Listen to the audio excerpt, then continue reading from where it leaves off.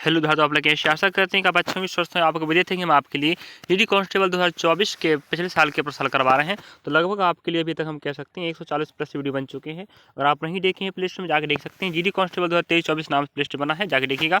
हम मैथ भी पढ़ा रहे हैं, रीजनिंग पढ़ा रहे हैं, हिंदी पढ़ा, जीके पढ़ा रहे हैं। और हिंदी और जीके तो continue day by shift by के साथ साथ चल रहा है। अगर आप नए हैं तो जाकर देख लीजिएगा। और हम आपको बता दें, हम जितने भी वीडियो अपलोड करें हैं या वीडियो बनाकर आपको साझा कर रहे हैं, जानकारी दे रहे हैं, पूरे वीडियो अगर आप पढ़ लेते हैं तो आपका 70% 80% नंबर आप आराम से इतने नंबर इंक्रीज कर सकते हैं। चलिए, तो आपके लिए जानकारी बता दें कि हम आपके लिए क्रमशः 20 फरवरी से 29 फरवरी तक हिंदी जीके चलाए हैं। इसके बाद हमने फिर 1 मार्च का लिए थे, चारों शिफ्ट हो चुका है। उसके बाद 5 मार्च का लिए थे, वो भी हो चुका है। 2, 3, 4 मार्च का डाटा नहीं था हमारे पास, तो 1 मार्च का, 5 मार्च का अब हम लेके चल रहे हैं। आपको पता है कि 6 मार्च का हमने पहला शिफ्ट कर चुके हैं। अगर आप नहीं देखे वैसे रीजनिंग का तो सॉरी हिंदी और जीके जाकर देखिएगा। अब ये 5 मार्च 2024 का शिफ्ट नंबर सेकंड का चल रहा है। इसी प्रकार day by shift by continue हर दिन के 4 शिफ्ट होते हैं। जीके हिंदी कवर हो रहे हैं। चलिए, तो देखते हैं इस शिफ्ट का हिंदी और जीके कैसा था। पहले जीके दिखाएंगे, चलिए देखते हैं। आप लोग लास्ट तक बने रहिए। अगर आप वीडियो अच्छा लगे विद्यार्थियों, अगर आपके फ़ायदेमंद चीज़ है वीडियो, तो हमें जरूर सहयोग करें। हम आपके लिए ऐसे मेहनत करते रहेंगे। चलिए, तो पहला प्रश्न आप देख पा रहे हैं जी कि जी क्या है। हमें बार बार खेल से संबंधित प्रश्न पूछ रहा है, बार बार हर शिफ्ट में पूछो। ध्यान रख विद्यार्थियों, तो आपकी जिम्मेदारी बनती है कि आप खेल से कोई भी टॉपिक ना छोड़ें कि आपका नंबर चला जाए। 2 नंबर का हो, ध्यान रखना। फुटबॉल की विशेषताओं में से एक है जिसकी उसकी परिधि, ध्यान रखना, 68 सेंटीमीटर और 70 सेंटीमीटर के बीच होनी चाहिए। जो फुटबॉल की जो परिधि होती है उसकी बात हो रहा है, ठीक है। लगभग 68 से 70 सेंटीमीटर होनी चाहिए। आप समझ पा रहे होंगे, जो फुटबॉल होता है इसकी बात हो रहा है। फुटबॉल होता है नहीं, तो उसका जो परिधि होता है उसको कह रहा है या तो 68 सेंटीमीटर या तो फिर कितना होना चाहिए आपका 70 सेंटीमीटर। ठीक, परिधि मतलब आप जानते हैं, परिधि मतलब मीन्स क्या होता है, उसका परिमाप, परिमापधान, ठीक है, ये बात कर रहा है। परिधि आपको पता है, फुटबॉल आप देखे होंगे, उसकी परिधि की बात कर रहा है। चलिए, तो अगला प्रश्न की ओर बढ़ते हैं विद्यार्थियों। हमें खेल संबंधित प्रश्न बार बार शिफ्ट पूछ रहा है। चलिए, यहाँ पर पूछा है इस प्रकार day by shift by continue हम आपको चला रहे हैं। जीके हिंदी का और मैथ्स और रीजनिंग का टॉप वीडियो चल रहा है, जाकर देखिएगा। वही पैटर्न फॉलो कर रहा है, पैटर्न बदलाव नहीं कर रहा विद्यार्थी, ठीक है। आपकी जिम्मेदारी बनती है कि आप क्या करते हैं, पढ़ेंगे तो बढ़ेंगे, नहीं तो फिर आपका घाटा होने वाला है। चलिए, राज्यसभा की अधिकतम सदस्य संख्या कितनी है तथा राष्ट्रपति द्वारा कितने सदस्यों को मनोनीत किया जाता है? ध्यान रख विद्यार्थियों, हमें इस राज्यसभा या संसद से प्रश्न भी बार बार आ रहे हैं संविधान में, ठीक है।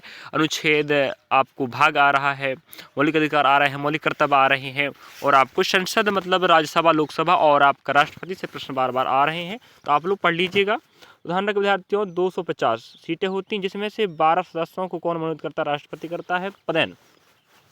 तो आपके पास अगर बात करें राज्यसभा सीटें कितनी थी, आप क्या बोलेंगे? 250, जिनमें से 12 सीटें कौन करता है? मनोनीत राष्ट्रपति करेगा। ये बात ध्यान रखेंगे। पिछले शिफ्टों में भी इसी प्रकार के प्रश्न में पूछ चुका है। राज्यसभा की सदस्यों की संख्या, लोकसभा की सदस्यों की संख्या, संसद कितने हिस्से होते हैं, अंग होते हैं, पूछ चुका। नहीं बता, आप देख पा रहे होंगे तो मुझे पता है कि आप समझ रहे होंगे। सर जो डाटा बोल रहे हैं आप कहेंगे बिल्कुल सही कह रहे हैं। चलिए, अगला देखते हैं हम। नेक्स्ट प्रश्न में बोल रहा है, गौतम बुद्ध ने अपनी शिक्षा सामान्य लोगों को प्राकृत भाषा में दिया। ध्यान रखना, तो गौतम बुद्ध ने, ठीक है, अपनी जो किस भाषा में दिया था सामान्य लोगों को शिक्षा? प्राकृत। ध्यान रखना। और गौतम बुद्ध का नाम तो आप जानते होंगे, ठीक है, सिद्धार्थ। बचपन का नाम उनका क्या? सिद्धार्थ। याद रखिए विद्यार्थियों, जी अपने आप प्रश्न बन चुका और आप पहले एग्जाम में हमें प्रश्न पूछ चुका, ठीक है। गौतम बुद्ध जो है बौद्ध धर्म के संस्थापक कहलाते हैं, ठीक है। चलिए, और इन्होंने सामान्य लोगों को क्या दिया था? शिक्षा दिया था, वो प्राकृत भाषा। ध्यान रखना। और सारनाथ, तो आप जानते होंगे सारनाथ में पहली बार इन्हें उपदेश दिया था। तो गौतम बुद्ध ने, अगर आप बोले कि पहली बार उपदेश कहाँ प्रदेश? सारनाथ। ध्यान रखेंगे, ये भी प्रश्न बन चुका है, समझे। चलिए, तो ऐड जानकारी हम थोड़ा बहुत आप बताने का प्रयास करेंगे। आप लोग क्या करना है, उनको पढ़ना लिखना समझना है। और आप जितने टॉपिक यहाँ एग्जाम आ रहे हैं, अभी तक जितने प्रश्न हम हल करवाए हैं चैप्टरों को पूरा उठा के अगर आप दिमाग में बिठा लेते तो आप देखिएगा नंबर आप बढ़ने वाले हैं। हम आपके शिक्षक हैं, हम आपको बुरा नहीं चाहेंगे। पहली बात, आप लोग हमें सपोर्ट कर रहे हैं, हमें अच्छा लग रहा है, हम आपके लिए ऐसे मेहनत करते रहेंगे जी, हम भी आपका सपोर्ट रहेगा। चलिए, लक्ष्य सेन निम्नलिखित में से किस खेल से के खिलाड़ी हैं? देखिए, फिर बार बार बोलूँ मैं आपको, संबंधित खेल खिलाड़ी, शब्दावली, संबंधित कप, ट्रॉफियाँ बार बार पूछ रहा है, पुरस्कार पूछ रहा है। तो बैडमिंटन, तो लक्ष्य सेन ये खिलाड़ी हैं आपके जो बैडमिंटन से संबंधित हैं। और ध्यान रखना, एक पक्ष में 1 या 2 खिलाड़ी हो सकते हैं, हमें एक पक्ष के खिलाड़ियों की संख्या भी बार बार पूछ रहा है, समझे। चलिए, अगले प्रश्न पढ़ते हैं विद्यार्थी। नेक्स्ट प्रश्न आप देख पा रहे होंगे, अर्थशास्त्र का प्रश्न आया है। अर्थशास्त्री भारतीय कृषि में व्याप्त बेरोजगारी को प्रच्छन्न बेरोजगारी कहते हैं। कहने का मतलब जी अर्थशास्त्री में भारतीय कृषि में, अगर कृषि में बेरोजगारी है कृषि के क्षेत्र में, तो उसे किस नाम से जानते हैं अर्थशास्त्री लोग? प्रच्छन्न बेरोजगारी कहते हैं, समझे, ध्यान रखना। तो बेरोजगारी के अलग अलग प्रकार होते हैं, उसी में से है कृषि के क्षेत्र में बेरोजगारी है तो उसे हम प्रच्छन्न बेरोजगारी कहते हैं। अगला प्रश्न देखिए, आप देख पा रहे होंगे, बंगाल का विभाजन 1905 में हुआ था लॉर्ड कर्जन के शासनकाल में। जी अपने आप में एक प्रश्न बनता है कि किसके शासनकाल में हुआ था क्या बंगाल विभाजन? तो हम बोलेंगे लॉर्ड कर्जन, समझे। तो याद रखना, और हुआ कब था? 1905 में। इस डेट को याद रखिएगा विद्यार्थियों, अगली बार फिर पूछ लेगा। जरूरी नहीं कि जीडी का है, जीडी में काम देगा, हमें अन्य भर्ती परीक्षाओं टीपीएससी ग्रुप डी आरपीएफ या मध्य प्रदेश के विद्यार्थी हैं तो मध्य प्रदेश के समस्त भर्ती परीक्षाओं में भी काम देने वाला है। और हम जल्द आपको पूरा जीडी के जनवरी भर तो जीडी हल करवा, उसके बाद पेपर स्टार्ट हो जाएगा आपका, उसके बाद हम आपको टिप्स देंगे जो भी है, और मेन टॉपिक पढ़ा देंगे ज़्यादा तो। और साथ में आप क्या करना है, आपको अन्य भर्ती परीक्षाओं को भी हम हल करवा रहे हैं और महिला परीक्षक के भी हम हल करवा, ध्यान रख विद्यार्थी। और नहीं देखें तो आप जाके प्ले स्टोर में देख सकते हैं, और उसमें मैथ रीडिंग हम आपको हल करवा रहे हैं जो 20 नंबर का आने वाला है, ठीक है। चलिए मध्य प्रदेश विद्यार्थी जाकर जरूर देखिएगा। अगला अपना देखते हैं, जून 2023 में वीना में वह अंतरिक्ष मामलों के लिए संयुक्त राष्ट्र कार्यालय के निदेशक के रूप में किसे नियुक्त किया गया है? वो आपके रहेंगे आरती हुलामैनी। मैं पहले ही बता चुका हूँ, अंतर्राष्ट्रीय और राष्ट्रीय प्रमुख संगठनों के प्रमुख उप प्रमुख या जिसे हम निदेशक और महानिदेशक कहते हैं, उन्हें याद करना। मैं बार बार बोलता हूं तो आप लोग उठा के टॉपिक तो पढ़ सकते हो ना। हम आपको पिछले साल प्रश्न दिखा रहे हैं, साथ हम टॉपिक बता रहे हैं, तो अगर आपकी जिम्मेदारी बनती है ना, तो आप समझना चाह रहे हैं कि सर जो बता रहे हैं वो क्या है। अगर समझ गए आप लोग ना, तो आप देखिए नंबर आप अपने आप बढ़ेंगे। एग्जाम देने जाना विद्यार्थी तब समझ आएगा सर जो कह रहे थे वहीं आ रहे हैं प्रश्नों में। चलिए अगली बात, प्रश्न आप देखें विद्यार्थियों, हमें पंचवर्ष योजना को अभी तक नहीं छोड़ा है, जब तक शुरुआत से चल रहा पंचवर्ष योजना पूछ ही रहा पहली बार, समझे। चलिए, चौथी पंचवर्ष योजना के लिए विकास लक्ष्य निवल घरेलू उत्पाद के संबंध में निर्धारित किए गए, ध्यान रखना। तो मैं पंचवर्ष योजनाओं को पढ़ा चुका हूँ, 3 वीडियो बनाना था बट 2 ही वीडियो बनाया, ध्यान रखा। 2 वीडियो भी अगर आप पढ़ लेते हो ना, जाके देखिए प्ले स्टोर में, इसी जीडी कांस्टेबल प्ले स्टोर में आपको मिल जाएगा। चलिए, और चौथी पंचवर्ष योजना, हम योजना की बात करें तो योजना की अवधि पूछता बराबर 1951 से 56 के बीच पहले चली, ठीक है। और 56 से नेट चलेगा 61 तक, और नेट चलेगा 66 तक, ये तीसरी योजना है। इसके बाद हमें 3 साल गैप मिलेगा, ध्यान रखना। तो आप देख रहे 3 साल 69 पहुँचा देते, 69 में आप जोड़ेंगे 5 है कि नहीं, तो बनेगा 64 बन जाएगा। इस प्रकार से आप देख पा रहे होंगे, ठीक है। तो क्योंककि हमें 66 से क्षमा चाहते हैं, 1961 से 66 तक जाएगा, उसके बाद 3 साल गैप मिलेगा, तो 69 में 3 जोड़ेंगे 69 बन जाएगा, 66 में 69 से हम 6 जोड़ेंगे 5 साल, तो वो बनेगा 69 से 64, ये रहेगा आपका चौथी पंचवर्ष योजना का लक्ष्य। इस प्रकार से हमारे भारत में 12 योजनाएं चली हैं, और 12 योजनाओं को याद रखना है, उनका अवधि भी याद रखना है, उनका जीडीपी दर भी याद रखना है, उनका उद्देश्य भी याद रखना है, किस मॉडल पर आधारित है ये भी याद रखना है। इतना याद कर लीजिए विद्यार्थी, आपके नंबर पकड़ने वाले हैं, ध्यान रख, ठीक है। चलिए अगला प्रश्न देखते हैं, गोगा नवमी मुख्य रूप से निम्नलिखित में से किस राज्य में मनाया जाता है? हरियाणा में है। इस प्रकार से हमें संबंधित राज्यों के नृत्य और संबंधित राज्यों के उत्सव व मेले भी बार बार पूछ रहा है। तो गोगा नवमी हमारे भारत में हरियाणा राज्य में बहुत प्रसिद्ध है, और हरियाणा की राजधानी आप पता चंडीगढ़ है, तमिलनाडु को चेन्नई है, आंध्र प्रदेश की 3 राजधानी कुर्नूल, अमरावती, और एक राजधानी आप लोग बताने का कष्ट करें। चलिए विशाखापट्टनम हमें बता देते हैं ना। मध्य प्रदेश की आपकी भोपाल है, समझे। तो हरियाणा, ध्यान रखना, गोगा नवमी मनाया जाता है मुख्य रूप से वहाँ पर। अगला प्रश्न हमें कह रहा है शॉर्टपुट तो आप जानते होंगे, जिसे हम कहते हैं गोला जानते हैं शॉर्टपुट गोला। तो शॉर्टपुट में पुरुष एथलीटों के लिए धातुओं की गेंद का भार कितना होता है? 7.26 किलोग्राम, ठीक है, ध्यान रखना। अगर आप मध्य प्रदेश पुलिस के विद्यार्थी हैं और आप जीडी की तैयारी कर रहे हैं, तो एमपी पुलिस का आपको पता होगा फिजिकल हुआ था, वो इतने ही वजन के गोले पर हुआ था। ये महिलाओं की बात नहीं हो रही, हाँ, और महिलाओं का वजन होता है 4 kg का। अगर महिलाओं की बात करें तो हमें बताना पड़ेगा कि महिलाओं का जो गोला होता है वो 4 kg का होता है, पुरुषों का 7.26 किलोग्राम का होता है। ये आपका प्रश्न रहा। मध्य प्रदेश के विद्यार्थी तो आपको बखूबी याद होगा, है कि नहीं। इस प्रकार से मैं प्रश्न पूछ रहा, आप समझ पा रहे होंगे। सरकारी बजट के संबंध में शब्द राजकोषीय घाटा क्या दर्शाता है? तो ये हमारे साथ का प्रश्न हार्डली नहीं पूछता, अगर आप पढ़ते हो तो आराम से बना पाएंगे।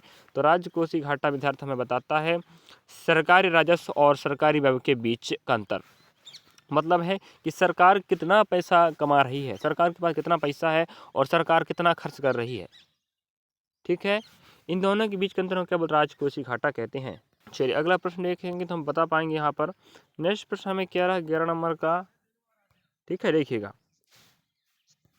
कथक में खड़े होने की मुद्रा के लिए निम्नलिखित में से किस शब्द का प्रयोग किया जाए? ठाठ। ध्यान रखें, कथक आपका उत्तर प्रदेश का प्रमुख नृत्य है और शास्त्रीय नृत्यों में से एक है। और ध्यान रखना, इसके आप बिरजू महाराज जानते होंगे। बिरजू महाराज इसके बिल्कुल प्रसिद्ध नर्तककार हैं कथक के। और कथकली अलग, कथकली केरल का, ध्यान रखें। और कथक आपको उत्तर प्रदेश का। बिरजू महाराज इसके प्रमुख नर्तक हैं और इस नृत्य में खड़े होने की मुद्रा को हम ठाठ कहते हैं। इस प्रकार से हमें प्रमुख राज्यों के संबंधित नृत्यांगना याद रखना, उन्हें जो पुरस्कार मिला वो भी याद रखना है और साथ में नृत्य से संबंधित शब्दावली भी याद रखना। ये बात हमें समझ में आ रहा है, समझे। चलिए अगला प्रश्न देखते हैं, आप देख पा रहे होंगे। निम्नलिखित में से वह प्रसिद्ध भारतीय शास्त्रीय बांसुरी वादक कौन है जिन्हें बांसुरी की महारत और अपने मंत्रमुग्ध करने वाले प्रदर्शन के लिए जाना जाता है? वो हरिप्रसाद चौरसिया है। इस प्रकार से हमें प्रश्न पूछ रहा है विद्यार्थी। चलिए तो इस प्रकार से हमें बोला है कि बांसुरी वादक प्रसिद्ध कौन? हरिप्रसाद चौरसिया। ध्यान रखें विद्यार्थियों, हमें इस प्रकार के प्रश्न बार बार पूछ रहा है। हरिप्रसाद चौरसिया, पन्नालाल घोष हैं, राजन कुलकर्णी हैं, राजन प्रसन्ना है, जो आपके 4 प्रसिद्ध बांसुरी वादक हैं। और हरिप्रसाद चौरसिया, पन्नालाल घोष को तो बार बार प्रश्न पूछता। ध्यान रखें विद्यार्थियों। और जाकिर हुसैन जिन्हें हम तबला वादक कहते हैं, और पंडित रविशंकर आपके क्या बजाते हैं? कहते हैं ये क्या बजाते हैं? पंडित रविशंकर जी क्या बजाते हैं? जो आपका होमवर्क रहेगा, मैं पढ़ाया हूँ, थोड़ा मुझे याद नहीं आ रहा विद्यार्थी, ध्यान रखें, आपकी जिम्मेदारी है। तो हरिप्रसाद चौरसिया आप क्या बजाते हैं? बांसुरी। जाकिर हुसैन आप तबला बजाते हैं। और आप पंडित रविशंकर क्या बजाते हैं? आपको बताना कमेंट बॉक्स। ध्यान रखें विद्यार्थियों, हम इन सभी के बारे में पहले से बता चुका हूँ, बार बार प्रश्न पूछ रहा और बार बार पूछा जा चुका है और बता भी चुका हूँ। जो आपका प्रश्न बनता है आपको बताना पड़ेगा। हरित क्रांति हमें बार बार पूछ रहा है और जो आप प्रश्न देख पा रहे होंगे यह प्रश्न हमें पिछली एग्जाम में पूछ चुका है बार बार। हरित क्रांति का प्रश्न नहीं छोड़ रहा है, जनगणना का प्रश्न नहीं छोड़ रहा है, पंचवर्ष योजना का प्रश्न नहीं छोड़ रहा है, प्रमुख वादक वादंत नहीं छोड़ रहा है, नृत्य नृत्यांगना नहीं छोड़ रहा है, संविधान में संसद नहीं छोड़ रहा है, मौर्य साम्राज्य को बार बार पूछ रहा है, मगध उत्कर्ष पूछ रहा है। तो आपकी जिम्मेदारी बनती ना, हम आपको टॉपिक बता रहे हैं, आप पढ़िए, उठा उठा कीजिए इसमें देखना। अगर आप उतना पढ़ लेते विद्यार्थी तो आपका नंबर आराम से रखेंगे, फिर आप कहिएगा नहीं सर जो बताए बिल्कुल सही बताए थे, हमारा फायदा हुआ है। फिर आप खुद जानबूझ कर कहीं कमेंट बॉक्स में करेंगे सर बहुत अच्छी बात है। हरित क्रांति के संबंध में HYVS का पूर्ण रूप क्या है? ये रहेगा high yielding variety seeds. Seeds means बीज होता है, हाई, ध्यान रख, ठीक है। तो हाई यील्डिंग वैरायटी सीड्स ये आपका रहेगा इसका फुल फॉर्म। याद रखिएगा, हरित क्रांति के बारे में बहुत सारे प्रश्न अभी तक बन चुके हैं, इतने सारे से पूछ चुके हैं, आप खुद दिमाग लगाने लगे होंगे बहुत बढ़िया कि हमें बहुत सारा नॉलेज हो गया होगा। अगर आप कंटिन्यू ना 20 फरवरी से देखते विद्यार्थी ना, तो आपके पास अगर आप बाहर से नहीं भी पढ़ोगे ना, तो आप इन्हीं प्रश्नों को आप दिमाग बैठा लीजिए, याद कर लीजिएगा, तो प्रश्नों इकट्ठा हो जाएगा। Maths reasoning maths reasoning top video चल रहे हैं, जाकर देखिएगा, उनसे आप कॉन्सेप्ट क्लियर हो जाएगा। और रही बात हम पर डे नहीं डाल पा रहे हैं, क्षमा चाहते इस बात पर, लेकिन जो जीके हिंदी का तो पर डे हम डाल ही रहे हैं, ठीक है। निम्नलिखित में से कौन सा कथन प्रधानमंत्री विश्वकर्मा योजना के संबंध में सही है? तो ध्यान रखें, विश्वकर्मा तो आप जानते हैं, विश्वकर्मा जी आपके जो आप लोहार समाज के होते हैं विश्वकर्मा, उन्हें विश्वकर्मा कहा जाता है। तो प्रधानमंत्री विश्वकर्मा योजना एक केंद्रीय क्षेत्र की योजना है, बिल्कुल सही बात, क्योंकि प्रधानमंत्री लग गया मतलब प्रधानमंत्री केंद्रीय योजना होगी, ठीक है। इस योजना में 18 व्यवसायों में लगे कारीगरों और शिल्पकारों को शामिल किया गया, ध्यान रखें। तो इस प्रकार से हमें विश्वकर्मा में जो कारीगर होते हैं, शिल्पकार होते हैं, इन्हें शामिल किया गया इस योजना में, और एक केंद्रीय योजना, ध्यान रखेंगे। चलिए अगला प्रश्न देखते हैं। दोनों मतलब कथन आपके बिल्कुल क्या है? सही है, ठीक है। अगला प्रश्न बढ़ते हैं विद्यार्थी। 20 प्रश्न आपको आएंगे, ध्यान रखना, 20 के 20 प्रश्न आपको बनाने का प्रयास करना है। और रही बात GD का एग्जाम है, मजाक की बात नहीं है। अभी गया वो जमाना जब कंपटीशन नहीं हुआ करता था, अभी इतना कंपटीशन हो गया क्या नहीं कह नहीं सकते, हर बच्चा तैयारी करने लगा है। कट ऑफ इस साल बहुत तेज गया है पिछले साल तुलना में। निम्नलिखित में से कौन सी नृत्य शैली कुमुदनी लखिया की सबसे प्रसिद्ध नृत्य शैली है? तो आपको याद रखना कथक। अभी एक ही प्रश्न हमें इसी शिफ्ट से पूछा था, ठाठ। ठाठ जब कथक नृत्य में जब नर्तक खड़े होते हैं स्थिर रूप से, हम क्या कहते हैं? तो हम बोले ठाठ, बोले तो ठाठ है ना। उसी प्रकार फिर पूछ लिया हम, नृत्य शैली कुमुदिनी लखिया सबसे प्रसिद्ध नृत्य वो आपका रही कथक, ध्यान रखें, ठीक है। चलिए, तो यहाँ पर हमें जी कह रहा, ठीक है, तो सत्रीय नृत्य असम का है, भरतनाट्यम तमिलनाडु का, कुचिपुड़ी आपका आंध्र प्रदेश का, कथक आपको उत्तर प्रदेश का, कथकली केरल का। इस प्रकार से आपको नृत्य नृत्यांगना बार बार प्रश्न पूछ रहा है, संबंधित नृत्यांगना व शब्दावली बार बार पूछ रहा है, तो हम आपको हिंट कर रहे हैं विद्यार्थियों। अगर आप हिंटों को समझ जाते हो, देखिएगा आपको बल्ले बल्ले ही होने वाला है। और जी के जी हर भर्ती में काम देगा, जरूरी नहीं कि सिर्फ जीडी में काम देगा, देखिएगा। एनटीपीसी एग्जाम देना है आपको, ग्रुप डी का एग्जाम देना है, देखिए सब में काम आएगा। मध्य प्रदेश के मंडल क्षेत्र रक्षक में भर्ती होने वाला है, मध्य प्रदेश सभी में आप काम आने वाला है। भारतीय संविधान की कौन सी विशेषता इस विचार को दर्शाती है कि शक्ति संकेंद्रण को रोकने के लिए सरकार की शक्तियों को कार्यपालिका, विधायिका और न्यायपालिका शाखाओं में विभाजित किया गया है? तो वो शक्ति का पृथक्करण, वही सही पता आपको। भारत में शक्तियों को बंटवारा किया गया है, वो कार्यपालिका, विधायिका और न्यायपालिका पर, ठीक है। तो तीन हिस्से हो जाते हैं। तो जो शक्ति का पृथक्करण है, भाई शक्तियों का पृथक्करण होगा तभी तो भारत में संविधान का पालन हो पाएगा और कार्य सही तरीके से हो पाएगा। एक ही व्यक्ति करेगा तो वो कार्य सही तरीके से नहीं कर पाता, इसलिए वो हमारे भारत में कार्यपालिका, विधायिका, न्यायपालिका, इन तीनों का अंग अलग अलग होता है, ध्यान रखें, मतलब कार्य अलग अलग होता है, समझे। चलिए, अगले प्रश्न देखिए, मैं अभी आपको भी पहले ही बोल दिया था, देखो यहाँ प्रश्न आने से पहले ही बता चुका था कि मौर्य साम्राज्य का प्रश्न है, बोला नहीं बोला। मौर्य साम्राज्य का प्रश्न मैं बार बार पूछ रहा था, आपकी जिम्मेदारी बनती ना, पढ़ लीजिएगा विद्यार्थियों। नहीं पढ़ोगे तो घाटा तुम्हारे होने वाला। सर बता रहे हैं टॉपिक, उसको बात को मानो, हम शिक्षक हैं, आपका भलाई चाह रहे हैं पहली बार। चलिए, बस हमें आपका सहयोग चाहिए विद्यार्थियों। अगर आप सहयोग करते रहेंगे, लाइक सब्सक्राइब कमेंट करें, वीडियो कैसा लग रहा है, जो डाटा दे रहे हैं आपको, आपके फायदेमंद है नहीं। अगर आप हमें सपोर्ट करेंगे, ये हमारा हौसला बढ़ाएगा, हाँ हम डाटा दे रहे हैं, सही दे रहे हैं, बच्चों को पसंद आ रहा है, बच्चों को फायदेमंद, तभी बच्चे हमें देख रहे हैं, कमेंट कर रहे हैं, हमारा हौसला बढ़ेगा, हम आपको बेहतर से बेहतर काम करते रहेंगे। मौर्य साम्राज्य के चंद्रगुप्त मौर्य के गुरु कौन थे? कौटिल्य याद रखना, कौटिल्य आपको ध्यान रखना है। चंद्रगुप्त मौर्य के गुरु कौन थे? कौटिल्य थे। और कौटिल्य को हम विष्णुगुप्त भी कहते हैं, क्या कहते हैं? विष्णुगुप्त भी कहते हैं और चाणक्य भी कहते हैं, याद रखिएगा विद्यार्थी, ये आप दिमाग में रखेंगे। कौटिल्य, विष्णुगुप्त और चाणक्य, उन्हीं का नाम है। और इनकी एक पुस्तक बहुत प्रसिद्ध है, अर्थशास्त्र। तो आप जानते हो क्या, अर्थशास्त्र बहुत प्रसिद्ध पुस्तक है। किनकी पुस्तक है? आपके कौटिल्य की। और कौटिल्य किनके गुरु थे? चंद्रगुप्त मौर्य के। चंद्रगुप्त मौर्य धनकर मौर्य साम्राज्य संस्थापक है। इन्होंने 321 या 322 ईसा पूर्व पाटलिपुत्र पटना में अपने साम्राज्य की स्थापना किया था। इन्हीं सब प्रश्नों को पूछ चुका है। अगर आप नहीं पढ़ेंगे तो इसमें आपका ही घाटा होने वाला है। सर बता रहे हैं जानकारी, मतलब हम बता रहे हैं। चलिएगा, अगला प्रश्न देखिएगा। मुंबई के भायखला रेलवे स्टेशन को सोमवार यानी 24 जुलाई को यूनेस्को का एशिया पैसिफिक कल्चरल हेरिटेज पुरस्कार मिला। यह पुरस्कार नवंबर 2022 में घोषित किया गया था। तो 2022 में घोषित किया गया था, 24 जुलाई 2023 को दिया गया है। और रही बात, ये पुरस्कार का नाम क्या है? कल्चरल हेरिटेज, ध्यान रखना, ठीक है। तो ये रहा आपका करंट अफेयर का प्रश्न। अगला प्रश्न, उस समय की बात हो रही है। अगला प्रश्न आप देख पा रहे होंगे, जब कोई वस्तु एक वृत्ताकार पथ में त्वरित होती है तो अभिकेंद्रीय बल के कारण वस्तु वृत्ताकार पथ में गतिशील होती है। बहुत अच्छी बात है। साइंस का प्रश्न हमें गैसों के नियम, बायल्स के नियम, चार्ल्स के नियम, अवोगाड्रो के नियम पूछ चुका है और बार बार आवर्तसारणी प्रश्न पूछ रहा था। अभी आप देख पा रहे होंगे, हम एक यहाँ पर हमें क्या देख, जैसे बात करें आपका जो सर्कल, ठीक है। अब सर्कल में अगर आप यहाँ, जैसे यहाँ आप खड़े हो, ठीक है, और एक पत्थर रख के आप आसपास घुमा रहे हो, तो वो पत्थर आसपास इसलिए घूम पा रही है, वो गिर नहीं रही है, वो यहाँ केंद्र से क्या लग रहा है? अभिकेंद्री बल लग रहा है, ध्यान रखें, ठीक है। यहाँ पर अभिकेंद्री बल लग रहा है जो उस पत्थर को केंद्र की ओर खींच रहा है, जिस कारण से पत्थर का है वो दूर नहीं भाग रही, ध्यान रखना। ये रहता है आपका अभिकेंद्री बल। तो ये रहा विद्यार्थियों आपका 20 के 20 प्रश्न। आप कैसा लगा बताइए विद्यार्थियों। अच्छा लगा तो कमेंट करें, सब्सक्राइब करें, लाइक करें और सभी विद्यार्थियों पर शेयर करें जो विद्यार्थी पढ़ने के लिए तैयार है लेकिन उन पर डाटा नहीं मिल पा रही है और वे बड़ी संस्था में जुड़ नहीं पा रहे हैं पैसे का अभाव कारण। हम आपका सहयोग करेंगे निःशुल्क रूप से। चलिए, मिलते हैं नेक्स्ट वीडियो के साथ। इसी पार्ट का, इसी शिफ्ट का रहने वाला है 20 प्रश्नों का समाहार जीके जीएस का, अब लेने वाली हिंदी के। चलिए, मिलते हैं नेक्स्ट वीडियो के साथ। धन्यवाद विद्यार्थियों, आपने हमें देखा, बहुत अच्छा लगा।